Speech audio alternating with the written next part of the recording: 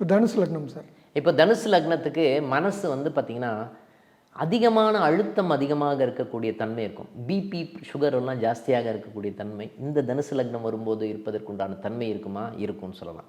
நான் வந்து ட்ராவல் பண்ணிகிட்டே இருக்கணும்னு நினைப்பாங்க. அதே மாதிரி நான் வந்து ஏதாவது ஒரு கோயிலுக்கு போகலாம், முருகன் கோயிலுக்கு போகலாம் அப்படிங்கிற மாதிரிலாம் திங்கிங் வந்து இவங்களுக்கு போயிட்டே இருக்கும். மன அழுத்தம் அதிகமாக இருக்கக்கூடிய ஒரு காலகட்டம் அப்படின்னு சொல்லப்படுகிற நிகழ்வுகள் இருக்குமா? இருக்கும்னு சொல்லலாம். ஏன்னா இந்த காலகட்டத்தில் தான் இவங்களுக்கு குலதெய்வமே இல்லைன்ற மாதிரி அமைப்புலாம் வரும்.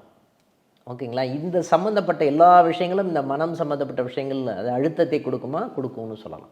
இந்த காலகட்டத்தில் வந்து நான் வந்து வெளியூர் போகிறது, வெளிநாடுக்கு போகிறது, விரயம் பண்ணுறதே ஒரு சுகமான ஒரு தன்மையை கொடுக்குமா அப்படின்னா கொடுக்கும்னு சொல்லலாம். மகர லக்னம்.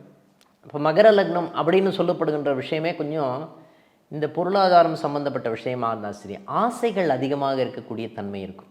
First point. ரெண்டாவது பாயிண்ட்டு, அதுவும் முக்கியமாக இந்த வேலை சம்மந்தப்பட்ட விஷயத்தில் ஆசை ஜாஸ்தியாக இருக்கும்.